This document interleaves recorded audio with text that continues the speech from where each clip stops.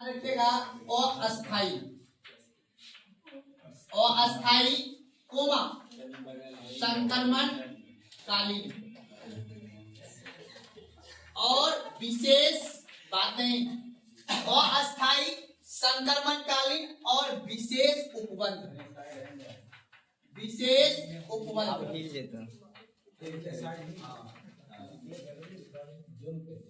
याद रखना है ये संविधान के भाग नंबर कौन सा बाबू? 21, भाग 21 और अनुच्छेद संख्या कितना है बाबू?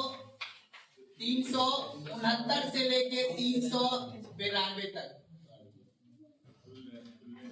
अब समझना है कि आखिर ये भाग का नाम क्या है, आखिर इस भाग को बनाया क्यों गया है? क्या नाम है बाबू? अस्थाई संक्रमण कालीन और विशेष उपबंध। ध्यान समझिएगा बाबू, ये भाग का इंपॉर्टेंस अब ज्यादा हो गया, यहां से क्वेश्चन ज्यादा बनता है।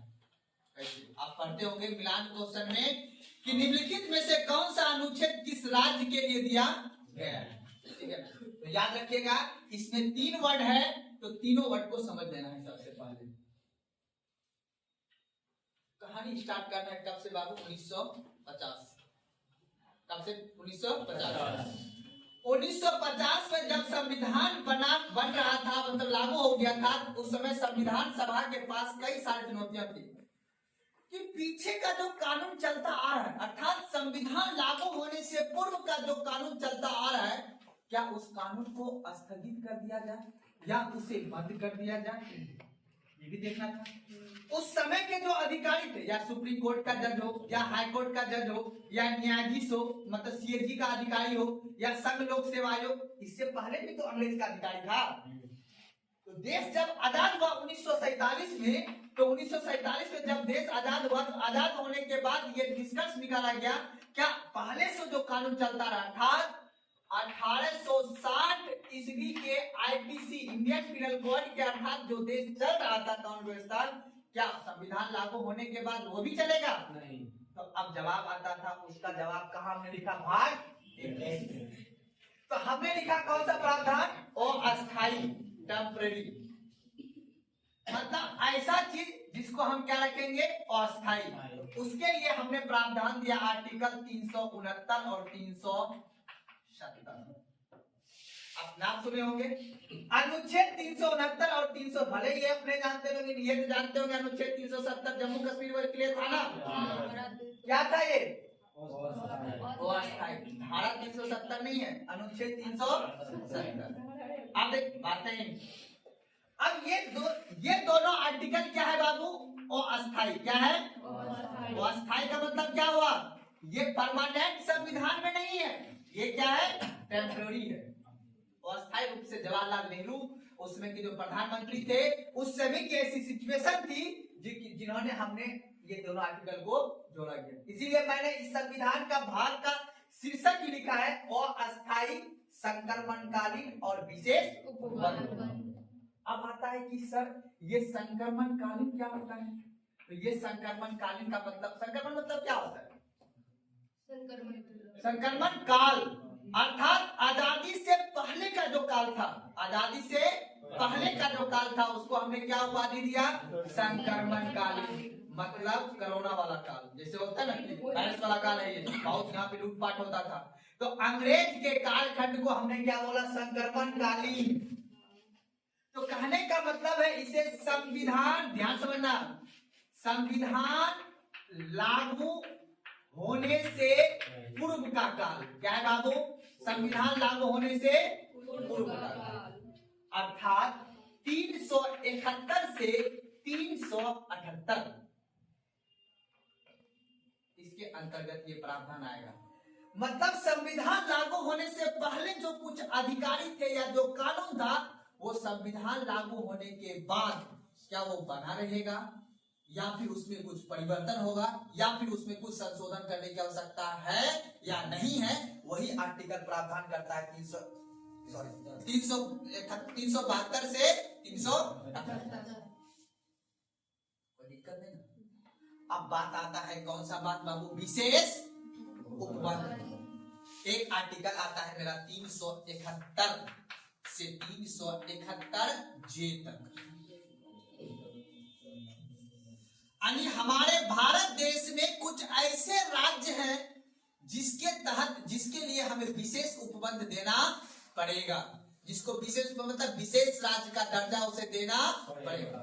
यही तो हमारा नीतीश चाचा मांग करते हैं ना कि हमारा बिहार को भी क्या दीजिए, विशेष उपबंध, अर्थात हमारे बिहार राज्य को भी भाग 21 में शामिल कीजिए, अर्थात 371 में हमें क्या कीजिए, शामिल कीजिए।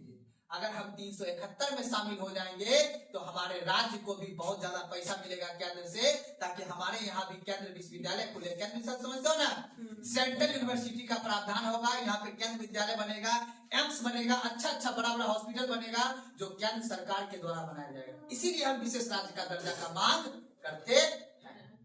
तो अब इसके तहत आपको यह जानना है कि आखिर ऐसा क्या रीजन है कि असम को विशेष राज्य का दर्जा मिल गया, नागालैंड को मिल गया, अरुणाचल प्रदेश को मिल गया, मणिपुर को मिल गया, उत्तराखंड को मिल गया, हिमाचल प्रदेश को मिल गया, यहाँ तक कि मोदी जी जिस राज्य से है उस राज्य को भी मिल गया है जिसका नाम है गुजरात।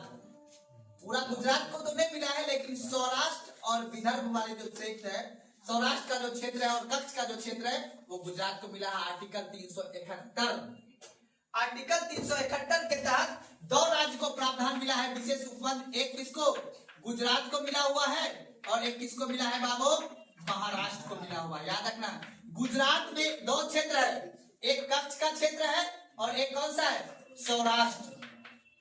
अब देखो समझना, ये सौराष्ट्र का जो कच्छ का जो क्षेत्र है, यहाँ पे कुछ भी डेवलपमेंट होगा वो सब पैसा कौन देगा, केंद्र सरकार। सौराष्ट्र में भी कुछ भी क्षेत्र डेवलप होगा वो सारा पैसा कौन देगा, केंद्र सरकार। ठीक उसी प्रकार महाराष्ट्र में याद रखना है मराठावाड़ा, ठीक है, याद रखना मराठावाड़ा, विदर्भ का जो क्षेत्र है, ये दोनों क्षेत्र भी किस राज्य में है, महाराष्ट्र में। यहाँ पे भी अगर कुछ भी चीज डेवलपमेंट होगा, रोड बने, हॉस्पिटल बने, कॉलेज बने, कुछ भी चीज बनेगा वो सारा पैसा कौन देगा, केंद्र सरकार। समझ में मेरी बात आ रही है यहाँ पे। अगर मान लो एग्जाम्पल के लिए कि हमारा खगड़िया जिला भी अगर मान लो बाढ़ से पीड़ित है ना, हर साल यहाँ पे डेजर्ट आता है, नहीं आता है, अगर हमारे इस जिला को भी केंद्र सरकार गोद ले ले, गोद ले ले तो मतलब है कि संविधान में दर्जा दे दे कि यहाँ की डेवलपमेंट के लिए हम अलग से विकास परिषद का गठन करेंगे, तो क्या हमें भी मिलेगा कि नहीं मिलेगा छूट वहां पे। हमारा मिथिला वाला क्षेत्र, चाहे मधुबनी हो, सीतामढ़ी हो, अररिया हो, किशनगंज हो, दरभंगा हो, ये सब जिला में बाढ़ आता है ना, कोसी नदी बाढ़ आती है ना, इस जिला के क्षेत्र को भी हमारे यहाँ दे दे अगर विशेष राज्य का दर्जा, भले पूरा बिहार ना दे लेकिन कुछ राज्य क्षेत्र को अगर दे दिया जाए तो भी क्या होगा, डेवलपमेंट ज्यादा होगा नहीं होगा। जैसे गुजरात में कच्छ में क्या आता है, चक्रवात, क्या आता है, यहाँ पे यहाँ की मिट्टी रेतीला है, रेतीला मतलब मरुस्थलीय मिट्टी, मरा हुआ मिट्टी है, यहाँ पे कुछ भी सोर्स नहीं है, लेकिन यहाँ के आदमी को विकास के लिए यहाँ पे अच्छा काम किया गया। सौराष्ट्र का क्षेत्र, लेकिन कहानी कुछ और भी है, क्योंकि आपको पता है ये दोनों राज्य, ये दोनों जो क्षेत्र है, ये इंटरनेशनल बाउंड्री क्या करती है, साझा करते हैं, फिर पाकिस्तान का पड़ोसी है।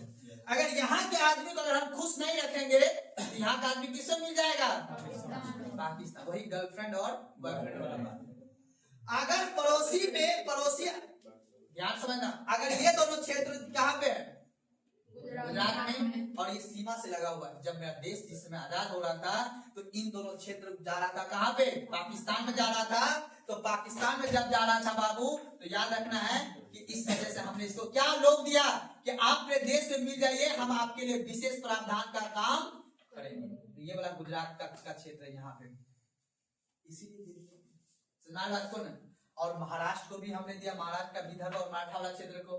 अब आता है 371 का ए, 371 का ए है नागालैंड। कौन सा राज्य है, नागालैंड राज्य। नागालैंड में याद रखना है नेशनल पीपल्स कमीशन, याद रखना है, ये एक वहां पे पार्टी चलता था, ठीक है ना।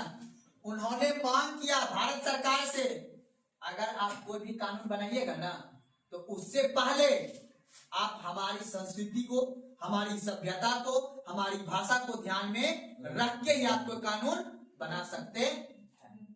ये हमने नहीं बोला, कौन, नागालैंड बोला। तभी हम आपके देश में रहेंगे जब हमें संविधान में यह आश्वासन दीजिए कि हमारे संस्कृति और हमारी सभ्यता को आप बना के रखिएगा। तब नागालैंड के लिए हमने संविधान में एक संशोधन किया, ठीक है, और उसके लिए मैंने संविधान में एक अनुच्छेद जोड़ा 371 का। समझा रहे बात को? कोई दिक्कत? इसीलिए फिर और भी पड़ोसी राज आएगा।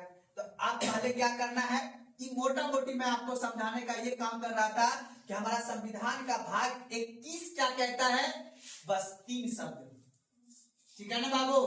जैसे भाग 19 पढ़े थे ना विविध, उसमें क्या था, विशेषाधिकार। आम आदमी से क्या बनना है, खास आदमी, तभी आपको क्या मिलेगा, विशेषाधिकार, मतलब विशेष अधिकार मिलेगा, सामान्य अधिकार नहीं। क्या मिलेगा, अगर आप जेल जाने रहिएगा तो आपको जेल नहीं दिया जाएगा, क्योंकि आपको क्या मिला हुआ, विशेष अधिकार। तो संसद के सदस्य, विधानमंडल के सदस्य, और फिर कौन, राष्ट्रपति और राज्यपाल, यही 4-5 व्यक्ति ऐसे हमारे देश में जिसके पास विशेषाधिकार प्राप्त है। यही आर्टिकल 19 भाग 19 में पढ़े थे ना, और भाग 20 तो समझ ही गए, संविधान संशोधन, और भाग 21 याद रखना आपको, और अस्थाई टेम्पररी 2 आर्टिकल अभी बताएंगे इसके बारे में, अभी नहीं बताया।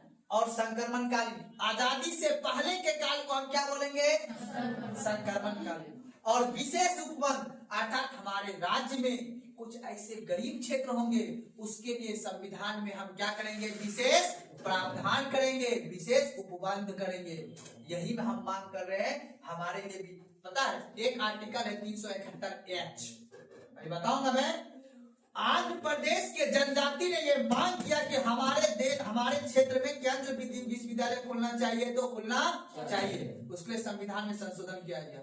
और हमारा तेजस्वी भैया इतना दिन से मांग कर रहा है, या हमारे नीतीश कुमार इतना दिन से मांग कर रहा है कि हमारा पटना यूनिवर्सिटी को किसका दर्जा दे दीजिए, केंद्र विद्यालय का, लेकिन अभी तक केंद्र विद्यालय का दर्जा नहीं दिया हुआ है। केंद्र विद्यालय का दर्जा मिलेगा, तुम्हें पता नहीं कितना फायदा होगा, सेंट्रल यूनिवर्सिटी हो जाएगा अपने बिहार में, और वहाँ के प्रोफेसर सबका अच्छा वेतन, अच्छा फैसिलिटी होगा, ताकि हमारे बिहार का बच्चा सीधा पढ़ेगा। समझ मेरी बात ना, इस चीज को याद रखना है। अब आइए ये 2 आर्टिकल 369 क्या कहता है, देखो, जिसमें देश आजाद हुआ ना, उसमें एक चुनौती था अपने पास। क्या चुनौती था, हर राज्य को खुश रखना था। अगर खुश रखते तो मनाने वाला वहां पे, पता है, रूठो तो मनाने वाला होना चाहिए, नहीं होना चाहिए। रूठने में मजा तब कब आता है, जब कोई आगे नहीं है, नहीं तो फिर तो दिक्कत हो जाएगा। आप ध्यान समझना, जब हमारा भारत देश, ध्यान समझना, जब हमारा भारत देश बन के तैयार हुआ बाबू, तो जितने भी राज्य थे, अब उन सभी को मनाने वाला काफी ज्यादा था। मनाने वाला कौन, पाकिस्तान, मनाने वाला पूर्वी पाकिस्तान, और मनाने वाला इसीलिए हम, अब ये लोग रूठ जाता था, हम इसको खुश करते थे। तो अब बताओ, जम्मू कश्मीर क्या हो गया था, रूठ गया था। आपको पता है राजा हरि सिंह यहाँ के नेतृत्व करता थे, रूठ गया था, यहाँ पे रूठ गया था। रूठ गया का मतलब होता है कि ये मांग कर रहा था कि हम एक अलग देश बनेंगे। तब नेहरू जी ने बोला कोई बात नहीं है, हम आपके लिए संविधान में एक अनुच्छेद संशोधन कर देते हैं। कौन सा अनुच्छेद, 370, कौन सा प्रबंध में, अस्थायी नहीं, आपको अलग से अधिकार देते हैं कि देखिए आप मेरे यहाँ आइए, आपका एक अलग झंडा होगा, आपका एक अलग पैसा होगा, सब कुछ आप कीजिए, कोई दिक्कत नहीं है, पर मेरे भारत देश में आप रहिए। लेकिन समय बीता, बीजेपी की सरकार आई, और 2019 में इस अनुच्छेद को अस्थायी से क्या कर दिया, खत्म। कोई दिक्कत? अब आ जाओ 369 में क्या था बाबू, अपने देश में राज्य सूची के विषय वाला जो विषय था, याद रखना ध्यान से, राज्य सूची के विषय पर कानून बनाना था। किसको, राज्य सूची के विषय पर कानून कौन बनाएगा, राज्य सरकार। तो राज्य सरकार बनाएगी कानून, लेकिन उस समय बोला नहीं, कुछ ऐसे उसमें केंद्र को पैसा ज्यादा जरूरत था, ठीक है ना। तो केंद्र सरकार ने बोला देखो ऐसा है कि जहां जहां, ध्यान समझना, जहां जहां, याद रखना, कोयला हो रहा है, क्या हो रहा है, जहां जहां वस्त हो रहा है, कौन सा वस्त, याद रखना, कपास की खेती जहां जहां होती थी, ठीक है ना, जिसको हम क्या बोलते हैं, सूती वस्त्र। और याद रखना, ये पूछता एग्जाम में, ऊनी वस्त्र, याद रहेगा, ऊनी वस्त्र, ठीक है, कोई दिक्कत है ना। अब उसके बाद और क्या होता था, लोहा, क्या होता था, लोहा। ये सभी था राज्य सूची का विषय। अब सरकार को चाहिए पैसा, तो बोला कि अगले 5 वर्ष के लिए, कौन सा वर्ष के लिए, 5, यानी संविधान लागू होने से 5 वर्ष के लिए इन तीनों इन चारों पे कानून कौन बनाएगा? संसद। कौन बनाएगा? है विषय ये सब राज्य सूची का, लेकिन कानून अगले 5 साल कौन बनाएगा? संसद बनाएगा। क्या सरकार? ये भी 369 में यह प्रावधान किया गया। ये दोनों कौन सा प्रावधान था? बस आगे चलते ये क्या हो गया? तो ये 369 तो अगले 5 साल में समाप्त हो गया, लेकिन 370 कब समाप्त हुआ? 2019 में समाप्त हुआ। देख रहे हो ना कैसे सरकार किसी भी आर्टिकल को संशोधन करके उसको मुद्दा बनाती है। बीजेपी भारतीय जनता पार्टी के मैनिफेस्टो में ये कब से है, आर्टिकल 370 को क्या करना है? समाप्त करना है। अब जाके समाप्त हुआ। तो पढ़ना पड़ता है, पढ़ के आपको पता चलेगा कि अभी जैसे देख मान लो किसी को उभरना है तो कम से कम मांग कर सकता है कि हमको इस आर्टिकल, सबको पता है कि विशेषाधिकार का दर्जा, विशेषाधिकार का दर्जा, विशेषाधिकार का दर्जा, लेकिन कहां पे विशेषाधिकार दर्जा का प्रावधान किया गया आपको पता चल गया? भाग 21। ठीक है ना बाबू? विशेष राज्य का दर्जा मिलेगा तो सारा पैसा केंद्र सरकार देगा, सारा डेवलपमेंट केंद्र सरकार करेगी, कुछ नहीं है। अभी सोचो अपना बच्चा प्राइमरी स्कूल का बच्चा में डिजिटल बोर्ड लगाया क्लास में, लेकिन यही जब वही देश, वही आप चल जाओ यूपी, वही चल जाओ आप झारखंड, वही चल जाओ आप कर्नाटक, कर्नाटक का A1 का कॉलेज है वहां पे, A1 का स्कूल है वहां पे। क्यों? क्योंकि वहां के राज्य के पास पैसा ज्यादा है और अपने राज्य के पास पैसा कम है। तो समझ में आ गया बात को? तो याद रखना है हमारे संविधान के भाग 3 आपको पढ़ना है 3 तरह से: अस्थायी व्यवस्था, संक्रमणकालीन व्यवस्था और विशेष उपमंडल। कोई दिक्कत यहाँ पे समझने में नहीं ना? लगाइए टॉपिक संविधान का विशेष ये टॉपिक।